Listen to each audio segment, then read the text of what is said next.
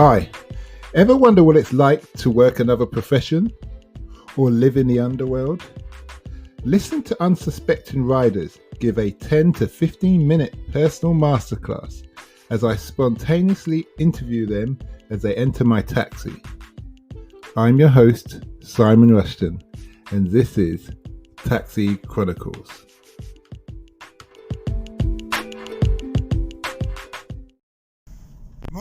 Morning. Yes, we're back with another episode, another rider. Today we have Bob in the car and he works for the local authority and he's going to tell us what his job entails. It's quite interesting, really.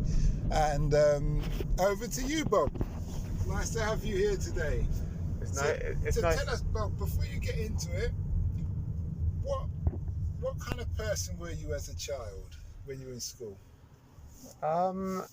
It's nice to be here, firstly, but I guess as a child I was always naughty at home, but good at school.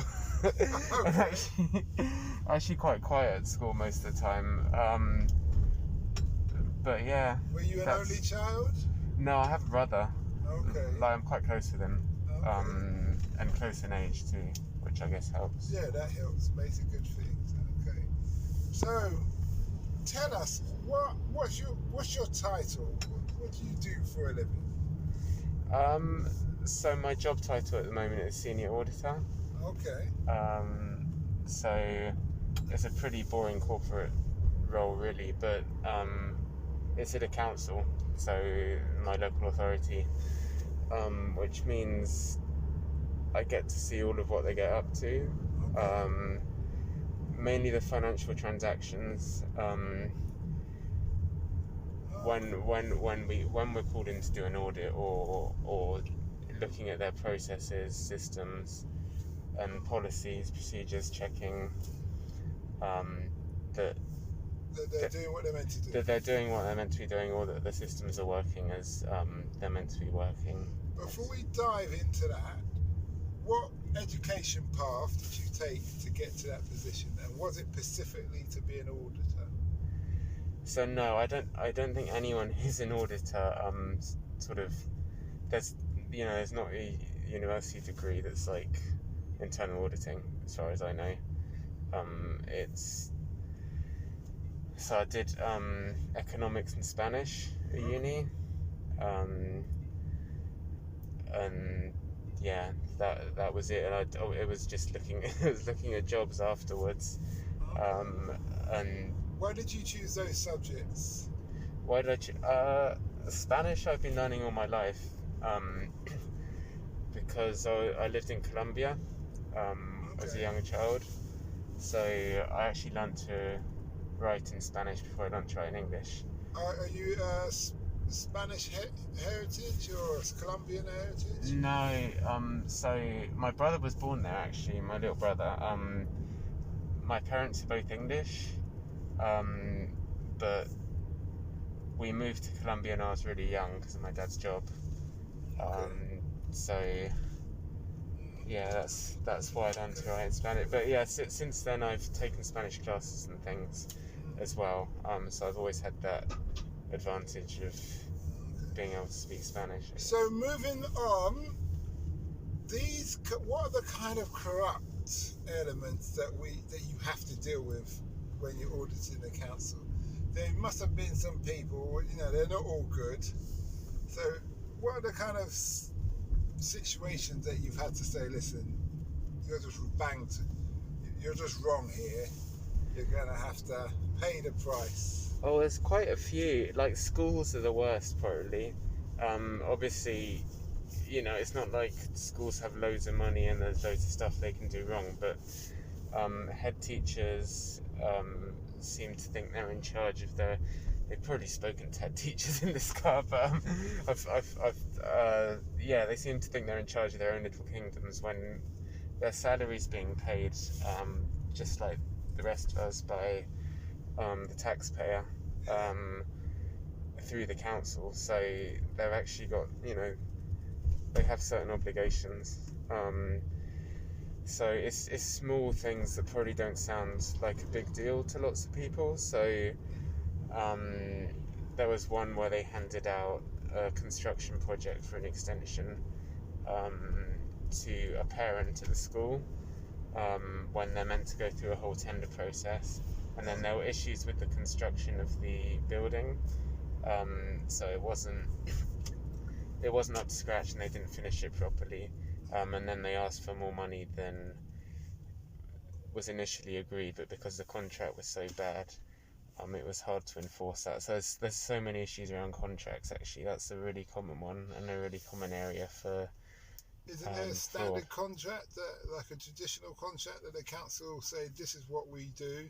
When we issue you money, you follow these guidelines.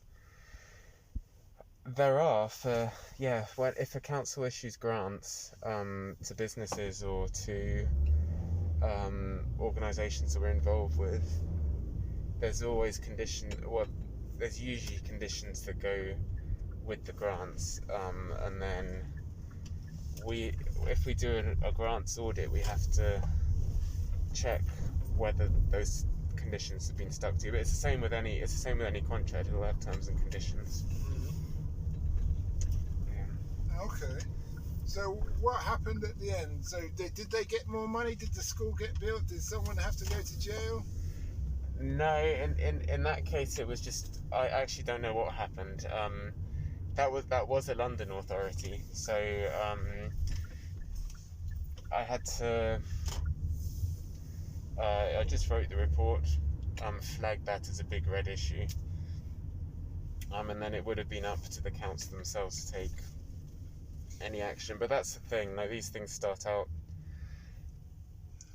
like issues raised in a report, and then it's sometimes they get dealt with the proper way, sometimes they just disappear into a black hole. Okay, so it depends on who you know up top. It depends on how competent they are as well. you have lots of dead weight working in councils. Okay, so why don't the council purge? They can't purge themselves? It's very hard to fire people. Really? Okay. Councils are mostly unionised. There's some really good people working in councils, like, don't get me wrong. The one where I work at, they've done an incredible job, especially over the pandemic, but it's usually a few people pulling all the weight, and they say 20% of people do all the work. Yeah, it's probably like that at any company. Yeah, I can believe that. Any company, 20% of the people do all the work, and those are usually the people who bail when the ship's sinking. Yeah, I can definitely believe that, and then all the rubbish people stay. Yeah, they try and hang on, but the good people know their worth, so they just move. Exactly, and they're able to negotiate. They're either able to negotiate higher salary, which the council can't afford to pay, or they move, and obviously the council's a public sector, so they can only pay certain salaries. Well, it's been an interesting talk. We're coming to the end of the road now. Two questions. What have you learned from the industry that you wish you knew when you started? So what I've learned a lot. It does a lot more than I thought. So I guess that applies both to internal audit and the public sector. So what's the big thing that I've learned? That sometimes the little things really do matter. I guess that's a good way to round it off. Okay, and the last question, I know it's the station, what's the impact you want to have on the world? What's the impact I want to have? So I feel like my impact's limited just by writing reports, to be honest, but I'm about to get involved in some process changes, so hopefully that'll help to improve the council, but obviously the world is bigger than the council, so I'd like to see myself going beyond that at some point. Okay, well, thanks a lot for that, much appreciated, and we wish you well on your future endeavours. Great, it was lovely. We hope you liked that interview. Don't forget to like, share and subscribe to get the latest daily episode. Ever considered investing in a continent with the fastest growing economy and population on Earth? The same continent that holds 30% of the world's known natural resources?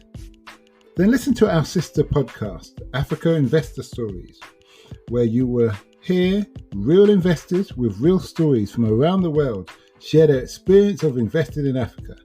We post Monday and Thursday at 10 a.m.